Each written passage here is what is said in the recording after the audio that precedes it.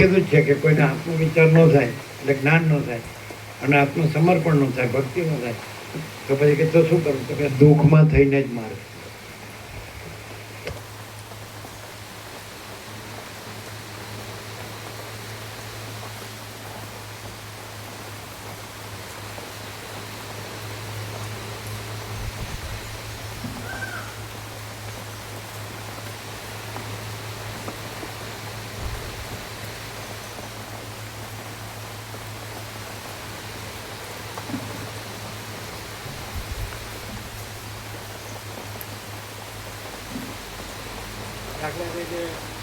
એટલે કે શરીરમાં રામે પોતાનું લીલા સ્મરણ કર્યું, દેહને સમાઈ દીધું. તો આપણે એમ કહેશું રામ મરી ગયા. અને પ્રભાસ પાટણમાં પારધીના માણસી દેહ શાંત થયો કૃષ્ણ. આપણે એમ કહેશું કૃષ્ણ મરી ગયા. અરે પરમાકાશ છે. તમે પોતાના દેહ માનો છો એટલે ભગવાને દેહ માનો એમ. આ રામ નામ થયું, કૃષ્ણ નામ થયું, હે બરોબર. રાવણ પડી ગયો અને દુઃખ થયું ને હાંસી છે ને એથી છે ને રોયા. ઉપરથી રામે અવતાર પરમાકાશ છે, પરબ્રહ્મ પરમાત્મા શું કામ ધર્યો? તો એ બૌદ્ધ દેવાવું આપી છે ઉપાસનીમાં કે સ્ત્રી સંગી કદી પગ વાળીને બેસી શકતો નથી. સ્ત્રી સંગી કદી પગ વાળીને બેસી શકતો નથી.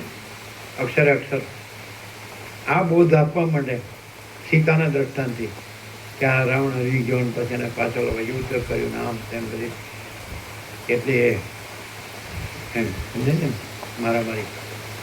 તો સ્ત્રી સંગી કદી પગ વાળીને બેસી એ ઉપદેશ આપવા જગતને આ અવતાર ધર્યો એવું કીધું.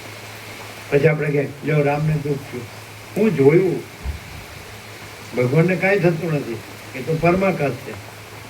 પણ આ તું ઊંધો વળી ગયો છે, કાંઈ નથી એમાં, એટલે બતાડવા તને સાચું.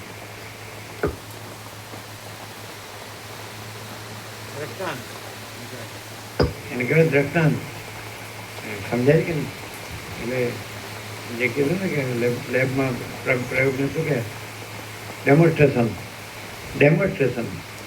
આ તને બતાડવા માટે એમણે આવું વર્તન કર્યું કે આમાં આવું થાય, આમાં કાંઈ નથી.